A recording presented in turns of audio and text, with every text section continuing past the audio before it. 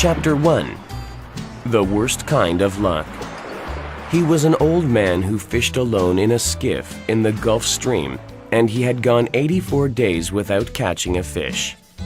During the first 40 days without a fish, the boy's parents had told him that the old man was now definitely salau, the worst form of unlucky.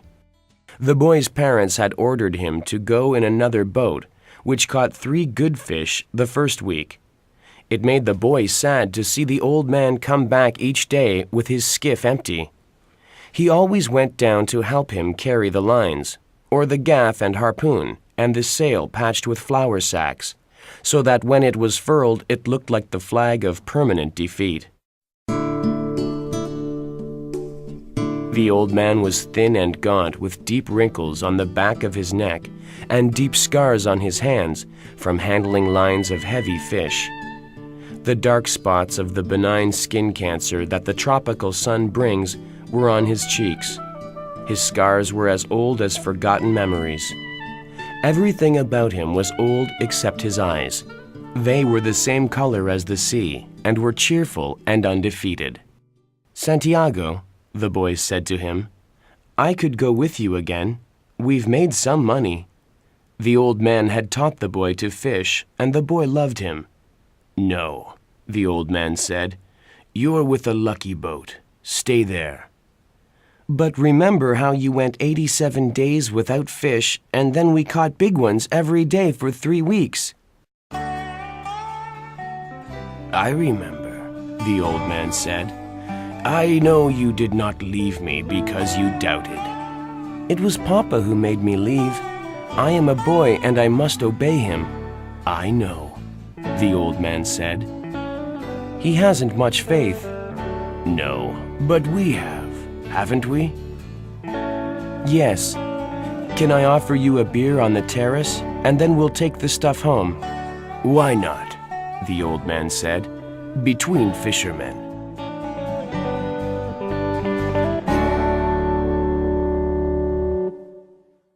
They sat on the terrace, and many of the fishermen made fun of the old man, but he was not angry.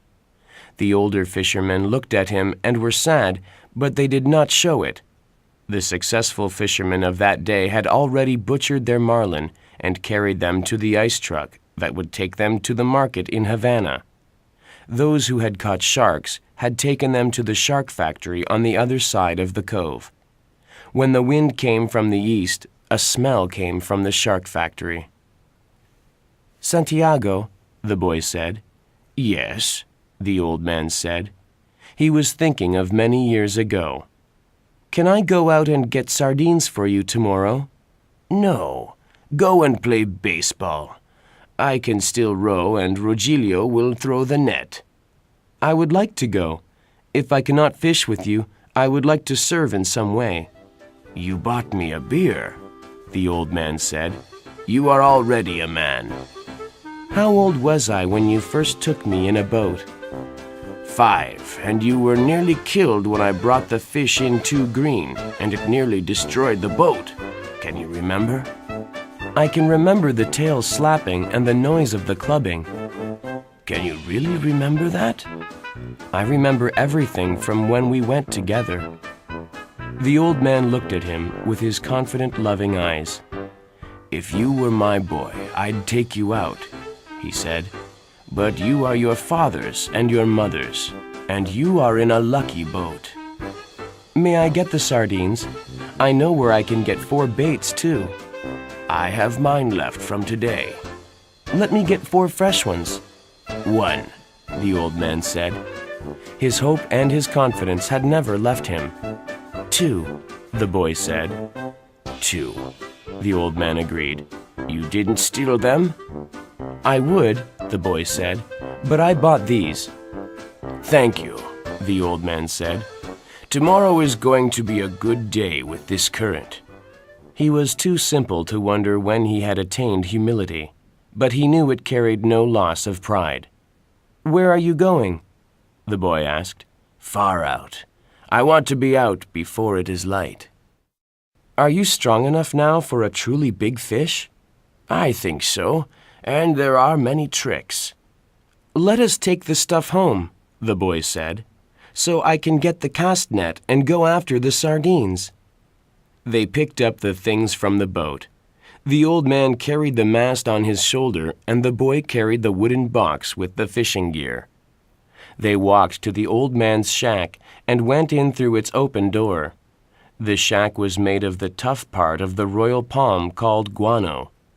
In the shack there was a bed, a table, one chair, and a place on the dirt floor to cook with charcoal. On the brown walls there was a color picture of the Sacred Heart of Jesus and another of the Virgin of Cobra, both relics of his wife.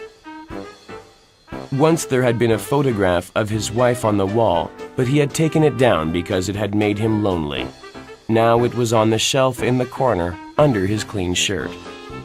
"What do you have to eat?" the boy asked. "A pot of yellow rice with fish. Do you want some?" "No, I will eat at home. Do you want me to make a fire?" "No, I will make it later on." "May I take the cast net?" "Of course." There was no cast net, and the boy remembered when they had sold it. But they went through this fiction every day. There was no pot of yellow rice and fish, and the boy knew this too. 85 is a lucky number," the old man said. "How would you like to see me bring one in that weighed over 1,000 pounds? "I'll get the cast net and go for sardines. Will you sit in the sun in the doorway?" "Yes. I have yesterday's paper, and I will read about baseball." The boy did not know whether yesterday's paper was fiction too, but the old man brought it out from under the bed. "Perico gave it to me at the bodega," he explained. "I'll be back when I have the sardines. I'll keep yours and mine together on ice, and we can share them in the morning. When I come back, you can tell me about baseball. Now keep warm, old man. Remember, we are in September," the boy said. "The month when the great fish come," the old man said. "Anyone can be a fisherman in May." "I'm going for the sardines now," the boy said. When the boy came back, the old man was asleep in the chair and the sun was down. The boy took the old army blanket off the bed and spread it over the back of the chair and over the old man's strange but powerful shoulders. His shirt had been patched so many times that it was like a sail. The old man's head was very old, and with his eyes closed, there was no life in his face. He was barefoot. The boy left him there, and when he came back, the old man was still asleep. "Wake up, old man," the boy said. The old man opened his eyes, and for a moment he was coming back from a long way away. Then he smiled. "What have you got?" he asked. "Supper," said the boy. "We're going to have supper." "I'm not very hungry." "Come on and eat. You can't fish and not eat." "What are we eating?" "Black beans and rice, fried bananas, and some stew." The boy had brought them in a metal container from the terrace. "That's very kind of you," the old man said. "Should we eat?" "I've been asking you to," the boy told him gently. "I didn't want to open the container until you were ready." "I'm ready now," the old man said. "I only need time to wash." Where did he wash? The boy thought. The village water supply was 2 streets down the road. I must have water here for him, and soap and a towel. Why am I so thoughtless? I must get him another shirt and a jacket for the winter, and some sort of shoes, and another blanket. "Your stew is excellent," the old man said. "Tell me about baseball," the boy asked him. "In the American League, it is the Yankees, as I said," the old man said happily. "They lost today," the boy told him. "That means nothing. The great DiMaggio is himself again." "They have other men on the team." "Naturally, but he makes the difference," the old man said.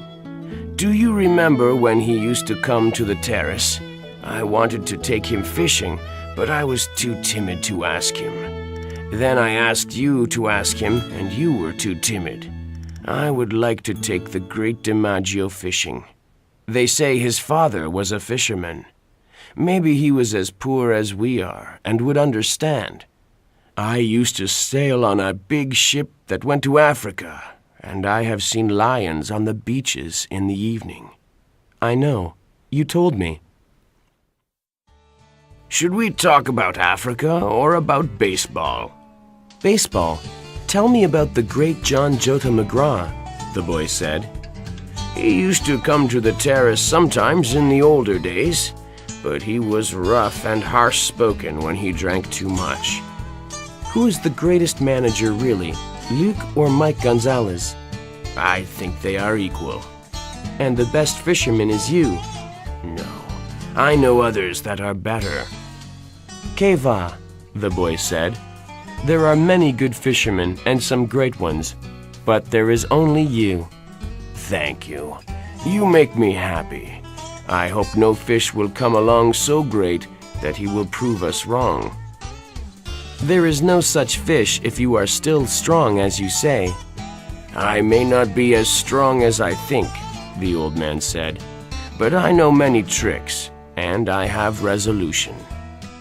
You ought to go to bed now so that you will be fresh in the morning. Good night, then. I will wake you in the morning. You're my alarm clock, the boy said. Age is my alarm clock, the old man said. Why do old men wake so early? Is it to have longer days? I don't know, the boy said. All I know is that young boys sleep late and hard. Sleep well, old man. They had eaten with no light on the table. The old man rolled his trousers up to make a pillow, putting the newspaper inside them. He rolled himself in the blanket and slept on the other old newspapers that covered the springs of the bed.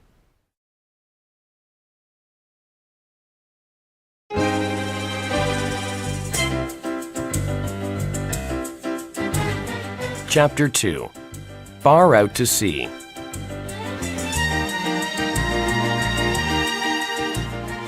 The old man dreamed of Africa when he was a boy and the long golden beaches. He lived along that coast now every night, and in his dreams he heard the surf roar and saw the native boats come riding through it. As he slept, he smelled the smell of Africa that the land breeze brought in the morning. He no longer dreamed of storms, nor of women, nor of great events, nor of great fish, nor fights, nor contests of strength, nor of his wife. Now he only dreamed of places and of the lions on the beach. They played like young cats in the dusk, and he loved them as he loved the boy. He never dreamed about the boy. He woke up, looked out the open door at the moon, and unrolled his trousers and put them on. He went up the road to wake the boy. The door of the house where the boy lived was unlocked, and the old man opened it and walked in quietly.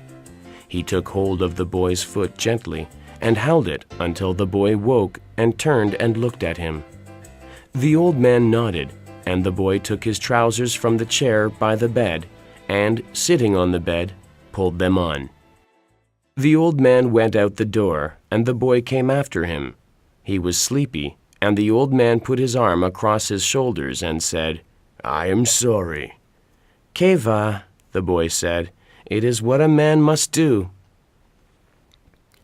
They walked down the road to the old man's shack, and all along the road, in the dark, barefoot men were moving, carrying the masts of their boats. When they reached the old man's shack, the boy took the rolls of line in the basket, the harpoon and gaff, and the old man carried the mast with the furled sail on his shoulder. Do you want coffee? The boy asked. We'll put the gear in the boat and then get some. They had coffee from condensed milk cans at an early morning place that served fishermen. How did you sleep, old man? The boy asked. He was waking up now, although it was still hard for him to leave his sleep. Very well, Manolin, the old man said. I feel confident today. So do I, the boy said. Now I must get your sardines and mine and your fresh baits. I'll be right back, the boy said. Have another coffee. We have credit here." The old man drank his coffee slowly.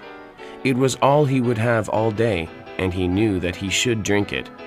For a long time now, eating had bored him, and he never carried a lunch. He had a bottle of water in the bow of the skiff, and that was all he needed for the day. The boy was back now with the sardines and the 2 baits, and they went down to the skiff, feeling the pebbled sand under their feet. They lifted the skiff and slid her into the water. "Good luck, old man." "Good luck," the old man said. He fitted the rope lashings of the oars onto the thole pins, and leaning forward, he began to row out of the harbor in the dark. There were other boats going out to sea, and the old man heard the dip and push of their oars, even though he could not see them. The old man knew he was going far out, and he left the smell of the land behind and rowed out into the clean early morning smell of the ocean. In the dark, the old man could feel the morning coming, and as he rowed, he heard the sound of flying fish leaving the water. He was very fond of flying fish, as they were his principal friends on the ocean. He was sorry for the birds, especially the small, delicate, dark terns that were always flying and looking and almost never finding. And he thought, the birds have a harder life than we do, except for the robber birds and the heavy, strong ones. Why did they make birds so delicate and fine as those sea swallows when the ocean can be so cruel? She is kind and very beautiful, but she can be so cruel. He always thought of the sea as la mar, which is what people call her in Spanish when they love her. Sometimes those who love her say bad things about her, but they always speak of the sea as though she were a woman. Some of the younger fishermen, who had motorboats, speak of her as el mar, which is masculine. They speak of her as a contestant, or a place, or even as an enemy. But the old man always thought of her as feminine, and as something that gave or withheld great favors. And if she did wild or wicked things, it was because she could not help them. The moon affects her as it does a woman, he thought. He was rowing steadily, and it was no effort for him. Today I'll row out where the schools of Bonita and Albacore are, and maybe there will be a big one with them. Before it was really light, he had his 4 baits out at different depths, and he was drifting with the current. There was no part of the hook that a great fish could feel which was not sweet-smelling and good-tasting. The boy had given him 2 small fresh tunas which hung on the 2 deepest lines, and on the others he had a big blue runner and a yellow jack.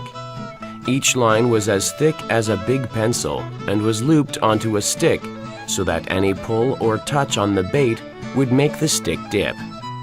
Now the old man rowed gently to keep the lines straight and at their proper depths. The sun rose thinly from the sea, and the old man could see the other boats, low on the water and well in toward the shore. He looked down into the water and watched the lines that went straight down into the dark water. He kept them straighter than any other fisherman. I keep them with precision, he thought. Only I have no luck anymore. But who knows? Maybe today. Every day is a new day. It is better to be lucky, but I would rather be exact. Then, when luck comes, you are ready. Just then he saw a man-of-war bird with his long black wings circling in the sky ahead of him. He made a quick drop and then circled again. He's got something, the old man said aloud. He's not just looking. Dolphin, the old man said aloud. big dolphin. As the old man watched, a small tuna rose in the air, turned, and dropped into the water. Another and another rose, and they were leaping in long jumps after the bait. After a while, the stern line became taut under his foot. He dropped his oars and felt the weight of the small tuna's shivering pull. He could see the blue-black of the fish in the water as he pulled it in. The old man hit him on the head for kindness and kicked him under the stern. Albacore, he said aloud. he'll make a beautiful bait. He did not remember when he first started talking to himself. Probably when the boy had left him, but he did not remember. The sun was hot now, and the old man felt it on the back of his neck, and felt the sweat trickle down his back as he rode. Just then, watching his lines, he saw one of the projecting green sticks dip sharply. Yes, he said. yes. And he moved his oars inside the boat. He reached out for the line and held it delicately between the thumb and forefinger of his right hand. Then it came again. This time it was a tentative pull, and he knew exactly what it was. 100 fathoms below, a marlin was eating the sardines that covered the point of the hook. This far out, he must be huge, he thought. Eat them, fish. Please eat them. He felt the light, delicate pull, and then a harder pull when a sardine's head must have been more difficult to break from the hook. Then there was nothing. Come on, the old man said aloud. just smell them. Aren't they lovely? Eat them now, and then there is the tuna. Don't be shy, fish. Eat them. Then he felt something hard and unbelievably heavy. It was the weight of the fish, and he let the line slip down, down, down. Now he was ready. He had 3 40-fathom coils of line in reserve, as well as the coil he was using. Eat it a little more, he said. Eat it well. Eat it so that the point of the hook goes into your heart and kills you, he thought. Come up easy and let me put the harpoon into you. Are you ready? Have you been at the table long enough? Now, he said aloud, and struck hard with both hands, gained a yard of line, and then struck again and again, swinging with all the strength of his arms and the weight of his body. Nothing happened. The fish just moved away slowly, and the old man could not raise him an inch. The boat began to move slowly toward the northwest. The fish moved steadily, and they traveled slowly on the calm water. I wish I had the boy, the old man said aloud. I'm being towed by a fish. I must hold him all I can and give him the line when he wants it.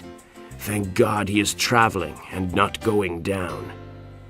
4 hours later, the fish was still swimming out to sea, towing the skiff, and the old man was still braced solidly with the line across his back.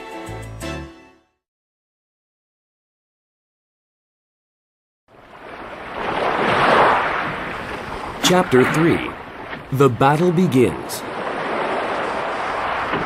He looked behind him and saw that no land was visible. That makes no difference, he thought. I can always come in on the glow from Havana. Maybe he will come up before sunset or with the moon. I have no cramps and I feel strong. It is he that has the hook in his mouth. But what a fish to pull like that. I wish I could see him only once to know what I have against me. The fish never changed his course. It was cold after the sun went down. He tied the sack that covered the bait box around his neck so that it hung down over his back, and he cautiously worked it down under the line that was across his shoulders now. I can do nothing with him, and he can do nothing with me, he thought. Once he stood up and urinated over the side of the skiff and looked at the stars and checked his course.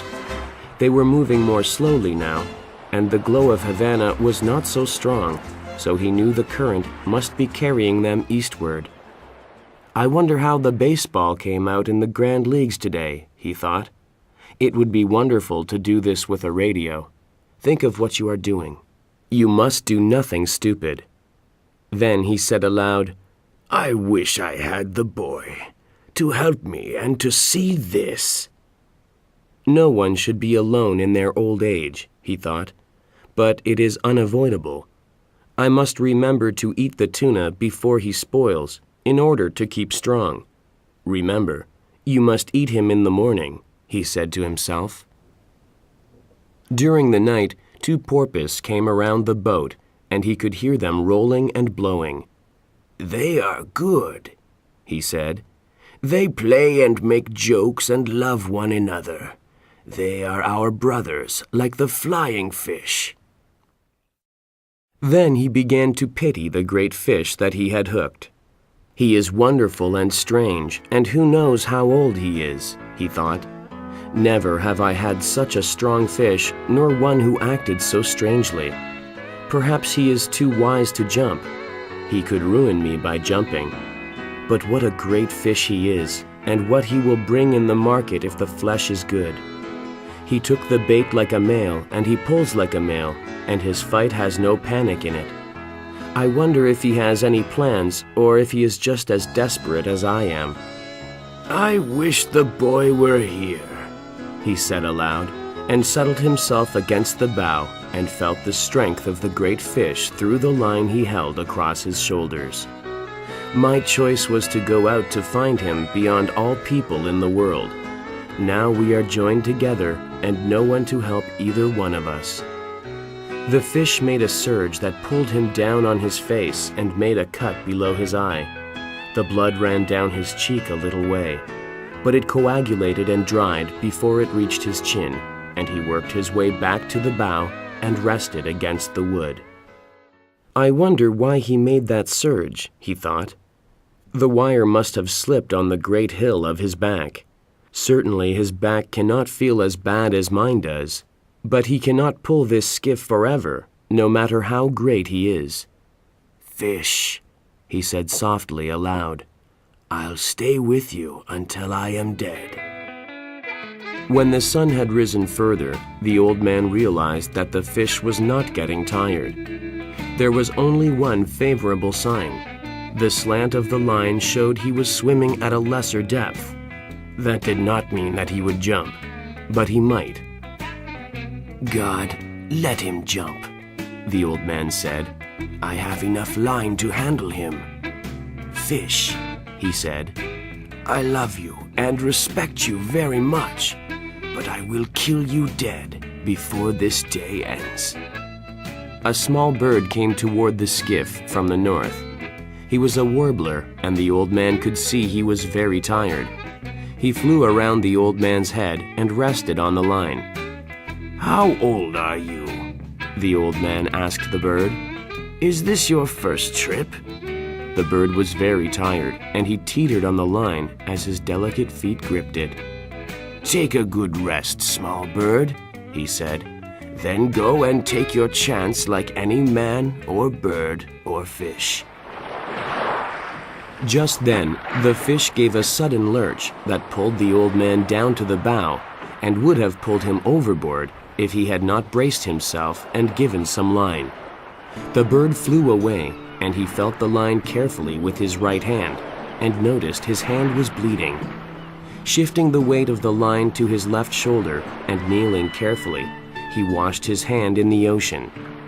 The cut was in the working part of his hand. He knew he would need his hands before this was over, and he did not like to be cut before it started. "Now," he said, "I must eat the small tuna." He knelt down and found the tuna under the stern. He put one knee on the fish and cut strips of dark red meat from the back of the head to the tail. "I don't think I can eat an entire one," he said. He could feel the steady, hard pull of the line, and his left hand was cramped. "What kind of a hand is that?" he said. "Cramp then if you want. Make yourself into a claw. It will do you no good." He picked up a piece of tuna and put it in his mouth and chewed it slowly. It was not unpleasant. "How do you feel, hand?" he asked the cramped hand that was almost as stiff as rigor mortis. "I'll eat some more for you." I wish I could feed the fish, he thought. He is my brother, but I must kill him and keep strong to do it. Slowly he ate all the strips of fish. "God help me to have the cramp go," he said, "because I do not know what the fish is going to do." What is his plan, he thought, and what is mine? His left hand was still cramped, but he was unknotting it slowly. I hate cramps, he thought. It is the treachery of one's own body. Then, with his right hand, he felt the difference in the pull of the line. "He's coming up," he said. "Come on, hand. Please come on." The line rose slowly and steadily, and then the surface of the ocean bulged ahead of the boat, and the fish came out. He came out unendingly, and water poured from his sides. He was bright in the sun, and his head and his sides were wide and colored a light lavender. His sword was as long as a baseball bat and tapered like a rapier, and he rose his full length from the water and then re-entered it smoothly, like a diver, and the old man saw the great scythe blade of his tail go under, and the line started to race out. "He is 2 feet longer than the skiff," the old man said. He was trying with both hands to keep the line just inside of breaking strength. He knew that if he could not slow the fish with a steady pressure, the fish could take out all the line and break it. "He is a great fish, but I must convince him that he is no match for me," he thought. "I must never let him learn his strength nor what he could do if he made his run." The old man had seen many great fish. He had seen many that weighed more than 1,000 pounds, and he had caught 2 of that size in his life, but never alone. Now alone, and out of sight of land, he was tied fast to the biggest fish that he had ever seen, and bigger than he had ever heard of, and his left hand was still cramped.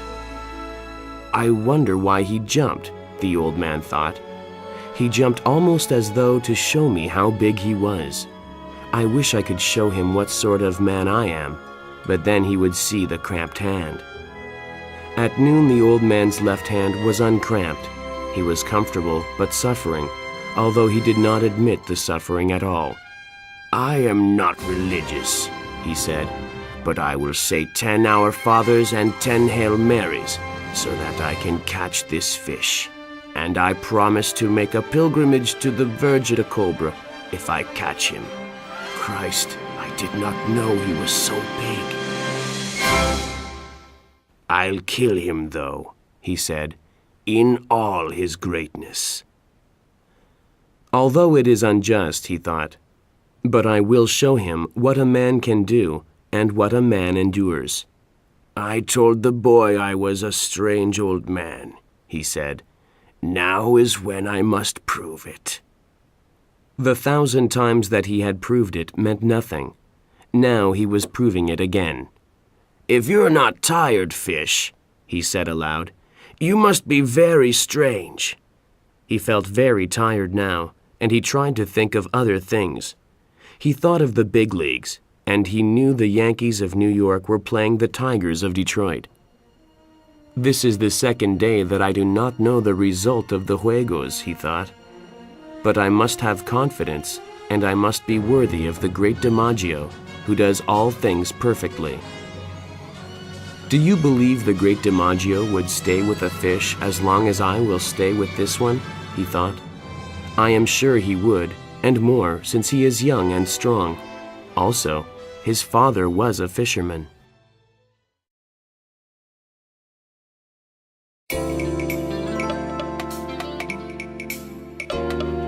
Chapter 4. Uneven Fight. As the sun set, to give himself more confidence, he remembered the time in the tavern at Casablanca when he had played the hand game with the great Negro from Cienfuegos, who was the strongest man on the docks. They had gone one day and one night with their elbows on a chalk line on the table. Each one was trying to force the other's hand down onto the table. They changed the referee every 4 hours so that the referees could sleep. The odds would change back and forth all night. Once the Negro had the old man, who was not an old man then, but was Santiago el Campeon, nearly 3 inches off balance. But the old man had raised his hand again. He was sure then that he had the Negro, who was a fine man and a great athlete, beaten. And at daylight he had forced the hand of the Negro down and down until it rested on the table, The match had started on a Sunday morning and ended on a Monday morning. For a long time, everyone had called him the champion. After that, he had a few matches and then no more. He decided that he could beat anyone if he wanted to badly enough, and he decided that it was bad for his right hand for fishing. Just before it was dark, as they passed a great island of sargasso weed, his small line was taken by a dolphin. He saw it first when it jumped in the air, bending and flapping wildly. When it was at the stern, the old man leaned over and lifted the burnished gold fish with its purple spots over the stern. Its jaws were working convulsively in quick bites against the hook. It pounded the bottom of the skiff with its long flat body, its tail and its head until he clubbed it. Then it shivered and was still. The old man watched the sun go into the ocean and the slant of the big cord. "He hasn't changed at all," he said. But watching the movement of the water against his hand, he noted that it was a bit slower. "I'll lash the 2 oars together across the stern, and that will slow him in the night," he said. "He's good for the night, and so am I." I'm learning how to do it, he thought. This part of it anyway. Then too, remember he hasn't eaten since he took the bait, and he is huge and needs much food. I have eaten the whole bonito. Tomorrow I will eat the dolphin. "How do you feel, fish?" he asked aloud. "I feel good, and my left hand is better, and I have food for a night and a day. Pull the boat, fish." He did not truly feel good because the pain from the cord across his back had almost passed pain and gone into a dullness that worried him. But I have had worse things than that, he thought. My hand is only cut a little and the cramp is gone from the other. My legs are all right. It was dark now, as it becomes dark quickly after the sun sets in September. The first stars were out. He did not know the name of Regal, but he saw it and knew that soon they would all be out, and he would have all his distant friends. "The fish is my friend too," he said aloud. "I have never seen nor heard of such a fish, but I must kill him. I am glad we do not have to try to kill the stars." Then he was sorry for the great fish that had nothing to eat, and his determination to kill him never relaxed in his sorrow for him. How many people will he feed, he thought. But are they worthy to eat him? No, of course not. There is no one worthy of eating a fish with such great dignity. The old man rested for what he believed to be 2 hours. The moon did not rise until late now, and he had no way of judging the time. He was still bearing the pull of the fish across his shoulders. "But you have not slept yet, old man. It is half a day and a night, and now another day, and you have not slept," he said aloud. "I must devise a way so that you sleep a little if he is quiet and steady. If you do not sleep, you might become unclear in the head." I could go without sleeping, he told himself, but it would be too dangerous. He worked his way back to the stern. The stars were bright now, and he saw the dolphin clearly, and he pushed the blade of his knife into his head and pulled him out from under the stern. The dolphin was cold and gray-white now in the starlight, and the old man skinned one side of him while he held his right foot on the fish's head. Then he skinned the other side and cut fillets. He leaned over the side and put his hand in the water. The flow of the water against it was less strong. "He is tired or he is resting. Now let me eat this dolphin and get some rest and a little sleep." Under the stars he ate half of one of the dolphin fillets. "What an excellent fish dolphin is to eat cooked," he said. "And what a miserable fish raw. I will never go in a boat again without salt or limes." The sky was clouding over to the east, and one after another the stars he knew were gone. It looked now as though he were moving into a great canyon of clouds, and the wind had dropped. "There will be bad weather in 3 or 4 days," he said, "but not tonight or tomorrow. Rig now to get some sleep, old man, while the fish is calm and steady." The moon had been up for a long time, but he slept on, and the fish pulled on steadily, and the boat moved into the tunnel of clouds. He woke with the jerk of his right fist coming up against his face, and the line burning out through his right hand. He could not feel the line with his left hand, but he braked all he could with his right, and the line rushed out. Finally, his left hand found the line, and he leaned back against it, and now it burned his back and his left hand. His left hand was taking all the strain, and it was cutting badly. Just then the fish jumped, making a great bursting of the ocean, and then a heavy fall. Then he jumped again, and the boat was going fast, although line was still racing out, and the old man was raising the strain to the breaking point. He had been pulled down tight onto the bow, and his face was in the cut slice of dolphin, and he could not move. "This is what we waited for," he thought. "So now let us take it. Make him pay for the line. Make him pay for it." He could not see the fish's jumps, but only heard the breaking of the ocean and the heavy splash as he fell. The speed of the line was cutting his hands badly, but he had always known this would happen. If the boy were here, he would wet the coils of line, he thought. Yes, if the boy were here. The line went out, but it was slowing now, and he was making the fish earn each inch of it. Now he got his head up from the wood and out of the slice of fish that his cheek had crushed. He was on his knees, and then he rose to his feet. He was giving line, but more slowly all the time. I wonder what started him so suddenly. Could it have been hunger that made him desperate, or was he frightened by something in the night? Maybe he suddenly felt fear, but he was such a calm, strong fish, and he seemed so fearless and so confident. It is strange. "You'd better be fearless and confident yourself, old man," he said. The old man held him with his left hand and stooped down and scooped up water in his right hand to get the crushed dolphin flesh off his face. He was afraid that it might nauseate him and cause him to vomit and lose his strength. He washed his right hand in the water and then let it stay in the salt water while he watched the first light come before the sunrise. He's headed almost east, he thought. That means he is tired and going with the current. Soon he will have to circle. Then our true work begins. After he judged that his right hand had been in the water long enough, he took it out and looked at it. "It is not bad," he said, "and pain does not matter to a man." He took hold of the line carefully so that it did not fit into any of the fresh line cuts, and shifted his weight so that he could put his left hand into the sea on the other side of the skiff. "You did not do so badly for something worthless," he said to his left hand, "but there was a moment when I could not find you." Why was I not born with two good hands, he thought. Perhaps it was my fault in not training the left one properly, but God knows he had enough chances to learn.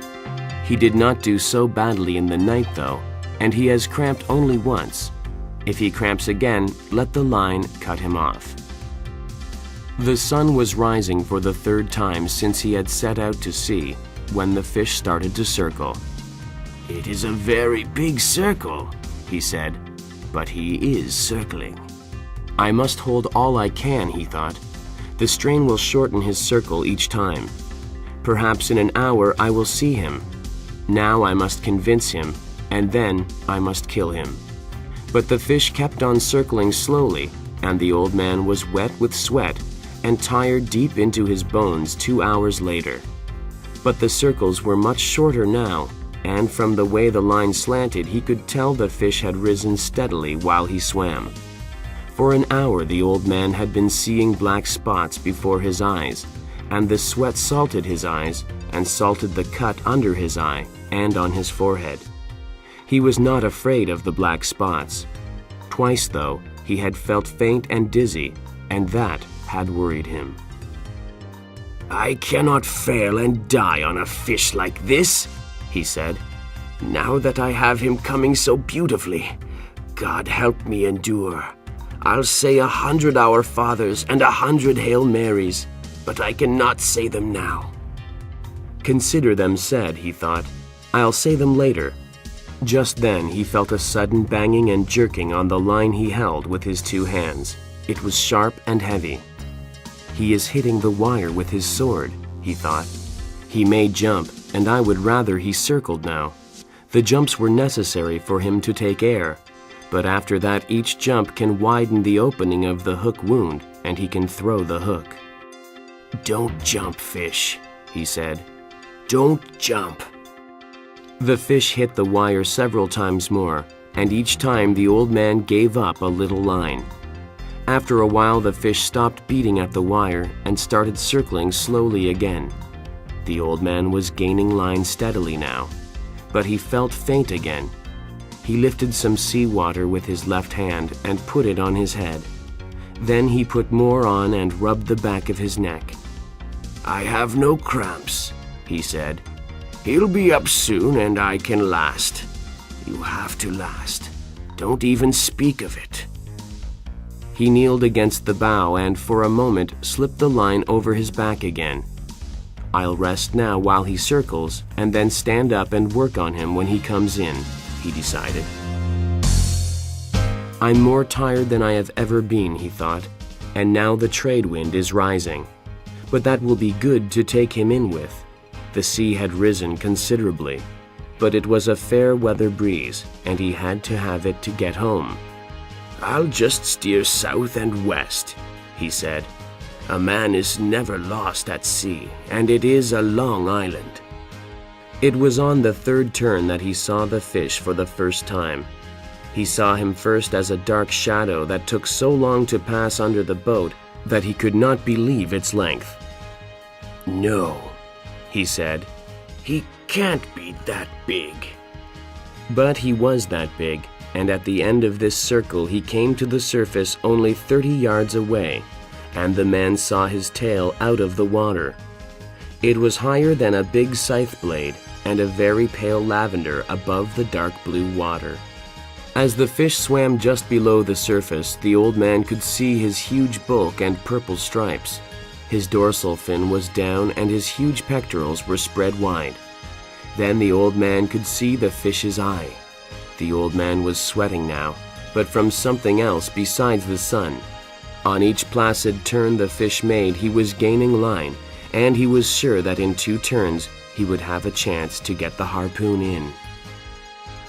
But I must get him close, close, close, he thought. I mustn't try for the head. I must get the heart. Be calm and strong, old man, he said. The fish was coming in on his circle now, calm and beautiful, with only his great tail moving. The old man pulled on him to bring him closer. For just a moment the fish turned a little on his side. Then he straightened himself and began another circle. I moved him, the old man said. I moved him then. He felt faint again, but he held on to the great fish with all his strength. I moved him, he thought. Maybe this time I can get him over. Pull, hands, he thought. Hold up legs. Last for me, head. Last for me. You never went. This time I'll pull him over. But when he put forth all of his effort, the fish righted himself and swam away. Fish, the old man said. Fish, you are going to have to die anyway. Do you have to kill me too? That way nothing is accomplished, he thought. His mouth was too dry to speak, but he could not reach for the water now. I must get him alongside this time, he thought. I am not good for many more turns. Yes, you are, he told himself. You're good forever. On the next turn, he nearly had him, but again the fish righted himself and swam away slowly. You are killing me, fish, the old man thought, but you have a right to. Never have I seen a greater or more beautiful or a calmer or more noble thing than you, brother. Come on and kill me. I do not care who kills who. Now you are getting confused in the head, he thought. You must keep your head clear and know how to suffer like a man or a fish. Clear up, Head, he said in a voice he could hardly hear. Clear up. He tried it once more, and he felt himself going when he turned the fish. The fish righted himself and swam off again slowly, with the great tail moving in the air. "I'll try it again," the old man promised, although his hands were mushy now, and he could only see well in flashes.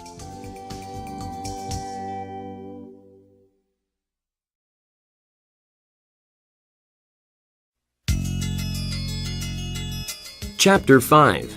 Shark Attack. He took all his pain and what was left of his strength and his long-gone pride, and he put it against the fish's agony.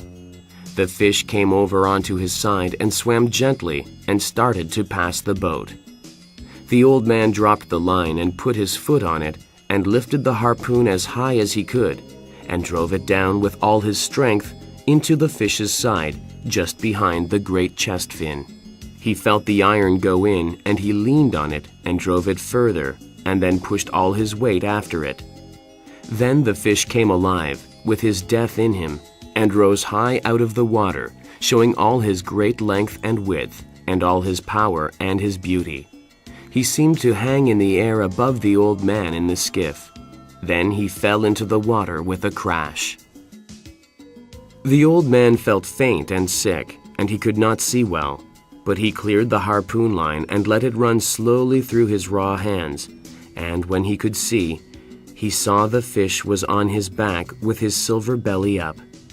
The shaft of the harpoon was projecting at an angle from the fish's shoulder, and the sea was red with the blood from his heart. The fish was silvery and still and floated with the waves. The old man laid his head on his hands. "Keep my head clear," he said. "I am a tired old man, but I have killed this fish which is my brother, and now I must do the slave work. Now I must prepare the rope to tie him alongside this skiff," he thought. "This skiff will never hold him." He started to pull the fish in to have him alongside the skiff. "I want to see him," he thought, "and to touch and to feel him. He is my fortune," he thought. "But that is not why I wish to feel him. I think I felt his heart when I pushed on the harpoon the second time. Bring him in now and get the noose around his tail and another around his middle to tie him to the skiff." "Get to work, old man," he said. He took a very small drink of water. "There is much slave work to do now that the fight is over." He looked up at the sky and then out to his fish. "Come on, fish," he said. But the fish did not come. Instead, he lay there, and the old man pulled the skiff up to him. When the fish's head was against the bow, he could not believe his size. "It was the only way to kill him," the old man said. He was feeling better, and his head was clear. "He's over 1,500 pounds, he thought, maybe much more. "I think the great DiMaggio would be proud of me today." He fastened the fish to the bow, to the stern, and to the middle thwart. He was so big it was like lashing a much bigger skiff alongside. He could see the fish, and he had only to look at his hands and feel his back against the stern to know that this had truly happened and was not a dream. They were sailing together, lashed side by side, and the old man thought, "Let him bring me in if it pleases him. I am only better than him through trickery, and he meant me no harm." It was an hour before the first shark hit him. The shark had come up from deep down in the water as the dark cloud of blood had settled and dispersed in the mile-deep sea. He had come up so fast that he broke the surface of the blue water and was in the sun. Then he fell back into the sea and picked up the scent and started following the skiff and the fish. Sometimes he lost the scent, but he would pick it up again, and he swam fast and hard. He was a very big mako shark, built to swim as fast as the fastest fish in the sea, and everything about him was beautiful except his jaws. His back was as blue as a swordfish's, and his belly was silver, and his hide was smooth and handsome. Inside the closed double lip of his jaws, all of his 8 rows of teeth were slanted inwards. They were not the ordinary pyramid-shaped teeth of most sharks. They were shaped like a man's fingers when they are curled like claws. They were nearly as long as the fingers of the old man, and they had razor-sharp cutting edges on both sides. When the old man saw him coming, he knew that this was a shark that had no fear at all and would do exactly what he wished. He prepared the harpoon and the rope while he watched the shark come forward. The old man's head was clear and good now, and he was full of resolution, but he had little hope. It was too good to last, he thought. It might as well have been a dream. I cannot keep him from hitting me, but maybe I can get him. Dentuso, he thought. Bad luck to your mother. When the shark hit the fish, the old man saw his mouth open and his strange eyes. He heard the clicking sound of the teeth as he tore into the meat just above the tail. He rammed the harpoon down into the shark's head and into his brain. He hit it with his bloody hands, driving the harpoon with all his strength. He hit it without hope, but with resolution and complete malignancy. The shark swung over, and the old man saw his eye was not alive. The old man knew that he was dead, but the shark would not accept it. It plowed over the water as a speedboat does. Then he lay quietly for a little while and went down very slowly. He took about 40 pounds and my harpoon, the old man said. He did not like to look at the fish anymore, since he had been mutilated. When the fish had been hit, it was as though he himself were hit. It was too good to last, he thought. I wish it had been a dream now, and that I had never hooked the fish, and was alone in bed on the newspapers. But man is not made for defeat, he said. A man can be destroyed, but not defeated. I am sorry that I killed the fish, though, he thought. Now the bad time is coming, and I do not even have the harpoon. Don't think, old man, he said aloud. Sail on and take it when it comes. He knew quite well the pattern of what could happen when he reached the inner part of the current, but there was nothing to be done now. Yes, there is, he said aloud. I can lash my knife to the butt of one of the oars. So he did that. Now I am still an old man, but I am not unarmed. He watched only the forward part of the fish, and some of his hope returned. It is silly not to hope, he thought. Besides, I believe it is a sin. Do not think about sin. There are enough problems now without sin. I have no understanding of it, and I am not sure that I believe in it. Perhaps it was a sin to kill the fish. I suppose it was, though I did it to keep me alive and feed many people. But then everything is a sin. Do not think about sin. You were born to be a fisherman. You did not kill the fish only to keep alive and to sell for food, he thought. You killed him for pride, and because you are a fisherman. You loved him when he was alive, and you loved him after. If you love him, it is not a sin to kill him. Or is it more? But you enjoyed killing the Dentuso, he thought. I killed him in self-defense, the old man said aloud. And I killed him well. Besides, he thought, everything kills everything else in some way. Fishing kills me exactly as it keeps me alive. The boy keeps me alive. I must not deceive myself too much.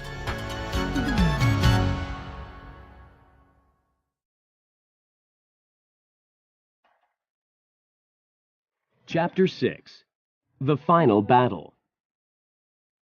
He had been sailing for 2 hours when he saw the first of the 2 sharks. "Galanos," he said aloud. He took up the oar with the knife lashed to it. He lifted it as lightly as he could, because his hands rebelled at the pain, and he watched the sharks come. They were hateful sharks, bad-smelling scavengers as well as killers, and when they were hungry they would bite at an oar or the rudder of a boat. "Aye," the old man said. "Galanos. Come on, Galanos." They came. One turned and went out of sight under the skiff, and the old man could feel the skiff shake as he jerked and pulled on the fish. The other watched the old man with his yellow eyes, and then came in fast to hit the fish where he had already been bitten. A line showed clearly on the top of his brown head and back, where the brain joined the spinal cord, and the old man drove the knife on the oar into the brain, withdrew it, and drove it in again into the shark's yellow cat-like eyes. The shark let go of the fish and slid down, swallowing what he had taken as he died. When he saw the other shark, he leaned over the side and punched him. The blow hurt his hands and his shoulder, but the shark came up fast with his head out, and the old man hit him squarely in the center of his flat-topped head. The old man withdrew the blade and punched the shark exactly in the same spot again. The old man stabbed him in his left eye, but the shark still hung there. "No," the old man said, and he drove the blade between the vertebrae and the brain, and he felt the cartilage break. "Go on, Galano. Slide down mile deep. Go and see your friend, or maybe it's your mother." The old man wiped the blade of his knife and laid down the oar. Then he brought the skiff onto her course. "They must have taken a quarter of him and of the best meat," he said aloud. "I wish it were a dream, and that I had never hooked him. I'm sorry about it, fish. It makes everything wrong." He stopped, and he did not want to look at the fish now. "I shouldn't have gone out so far, fish," he said. "Neither for you nor for me. I'm sorry, fish. God knows how much that last one took," he continued. "But she's much lighter now." He did not want to think of the mutilated underside of the fish. He was a fish to keep a man all winter, he thought. Don't think of that.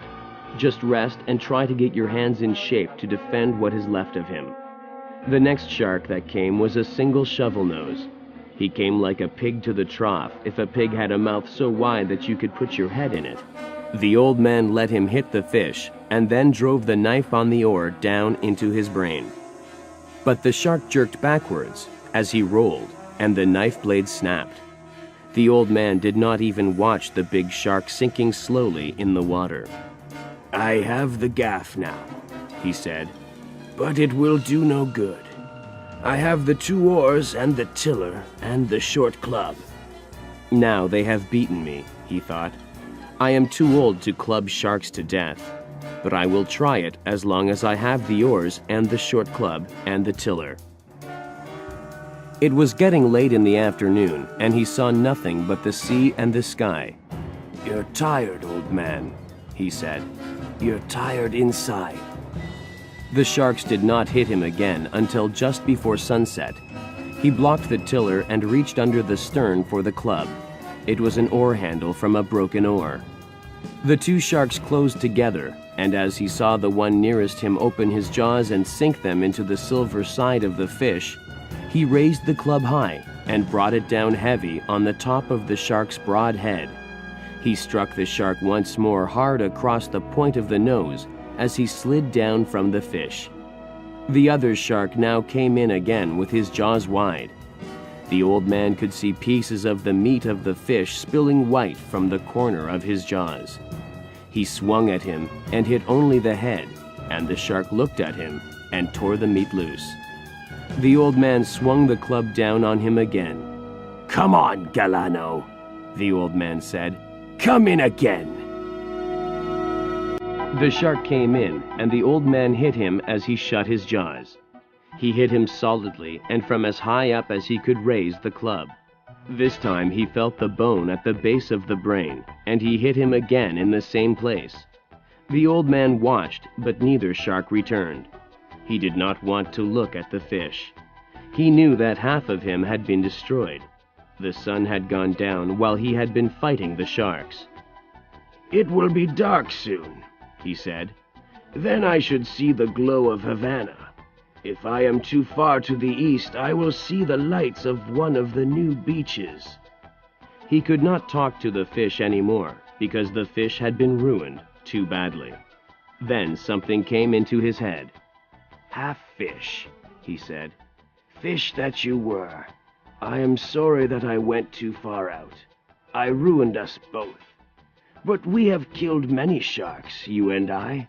and ruined many others. How many did you ever kill, old fish? You do not have that spear on your head for nothing." "I have half of him," he thought. "Maybe I'll have the luck to bring the forward half in. I should have some luck." "No," he said. "You violated your luck when you went too far outside." "Don't be silly," he said aloud. "You may have much luck yet. I'd like to buy some if there were any place they sell it," he said. What could I buy it with? He asked himself. Could I buy it with a lost harpoon and a broken knife and 2 bad hands? "You might," he said. "You tried to buy it with 84 days at sea. They nearly sold it to you, too." He saw the reflected glare of the lights of the city at what must have been around 10 o'clock at night. He steered inside of the glow, and he thought that now, soon, he must hit the edge of the stream. "Now it is over," he thought. "They will probably hit me again. But what can a man do against them in the dark without a weapon? I hope I do not have to fight again," he thought. But by midnight he fought, and this time he knew the fight was useless. They came in a pack. He clubbed desperately at what he could only feel and hear, and he felt something seize the club, and it was gone. He jerked the tiller free from the rudder and beat and chopped with it, holding it in both hands and driving it down again and again. One came, finally, against the head itself, and he knew that it was over. He swung the tiller across the shark's head. He swung it once and twice and again. The shark let go and rolled away. That was the last shark of the pack that came. There was nothing more for them to eat. The old man could hardly breathe now, and he felt a strange taste in his mouth. It was coppery and sweet, and he was afraid of it for a moment. He spat into the ocean and said, "Eat that, Galanos." He knew he was beaten now, finally, and without remedy. He put the sack around his shoulders and put the skiff on her course. He had no thoughts nor any feelings of any kind. He only noticed how lightly and how well the skiff sailed now that there was no great weight beside her. He could feel he was inside the current now, and he could see the lights of the beach along the shore. When he sailed into the little harbor, the lights of the terrace were out, and he knew everyone was in bed. He pulled the boat up, and then he stepped out and tied her to a rock. He took the mast out of its step and furled the sail and tied it. Then he put the mast on his shoulder and started to climb. It was then that he knew the depth of his tiredness. He stopped and looked back and saw the white naked line of the fish's backbone and the dark mass of the head with the bill and all the nakedness in between. He started to climb again, and at the top he fell and lay for some time with the mast across his shoulder. He tried to get up, but it was too difficult, and he sat there with the mast on his shoulder. Finally, he put the mast down and stood up. He picked the mast up and put it on his shoulder and started up the road. He had to sit down 5 times before he reached his shack. Inside the shack, he leaned the mast against the wall. In the dark, he found a water bottle and took a drink. Then he lay down on the bed. He pulled the blanket over his body and he slept face down on the newspapers with his arms out straight and the palms of his hands up. He was asleep when the boy looked in the door in the morning. The boy saw the old man's hands and he started to cry. He went out very quietly to get some coffee, and all the way down the road he was crying. Many fishermen were around the skiff looking at what was lashed beside it, and one was in the water, his trousers rolled up, measuring the skeleton. The boy did not go down. He had been there before, and one of the fishermen was looking after the skiff for him. "How is he?" one of the fishermen shouted. "Sleeping," the boy called. He did not care that they saw him crying. "Let no one disturb him." "He was 18 feet from nose to tail," the fisherman who was measuring him called. "I believe it," the boy said. He went into the terrace and asked for a can of coffee. "Hot and with plenty of milk and sugar in it." "Anything more?" "No." Afterwards, I will see what he can eat." "What a fish it was," the proprietor said. "There has never been such a fish. Tell him how sorry I am." "Thanks," the boy said. The boy carried the hot can of coffee up to the old man's shack and sat by him until he woke. Finally, the old man woke. "Don't sit up," the boy said. "Drink this." He poured some of the coffee in a glass. The old man took it and drank it. "They beat me, Manolin," he said. "They truly beat me." "He didn't beat you, not the fish." "No, truly. It was afterwards." "Pedrico was looking after the skiff and the gear. What do you want done with the head?" "Let Pedrico chop it up to use in fish traps." "And the spear?" "You keep it if you want it." "I want it," the boy said. "Now we must make our plans about the other things." "Did they search for me?" "Of course, with Coast Guard and with planes." "The ocean is very big, and a skiff is small and hard to see," the old man said. He noticed how pleasant it was to have someone to talk to, instead of speaking only to himself and to the sea. "I missed you," he said. "What did you catch?" "One the first day, one the second, and two the third." "Very good." "Now we can fish together again." "No, I am not lucky. I am not lucky anymore." "The hell with luck," the boy said. "I'll bring the luck with me." "What will your family say?" "I do not care. I caught two yesterday, but we will fish together now, for I still have much to learn. You get your hands well, old man." "I know how to care for them. In the night I spat something strange and felt something in my chest was broken." "Get that well too," the boy said. "Lie down, old man.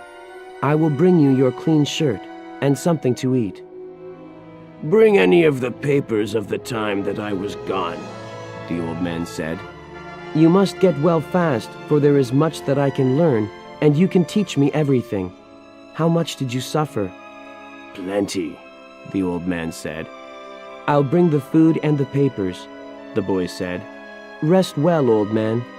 I will bring something from the drugstore for your hands." As the boy went out the door and down the road, he was crying again. That afternoon there was a party of tourists at the terrace, and looking down in the water among the empty beer cans and dead barracudas, a woman saw a great long white spine with a huge tail at the end that lifted and swung with the tide. "What's that?" she asked a waiter, and pointed to the long backbone of the great fish that was now just garbage waiting to go out with the tide. "Tiburon," the waiter said. "A shark." He wanted to explain what had happened. "I didn't know sharks had such handsome, beautifully formed tails." "I didn't either," her male companion said. Up the road, in his shack, the old man was sleeping again. He was still sleeping on his face, and the boy was sitting by him, watching him.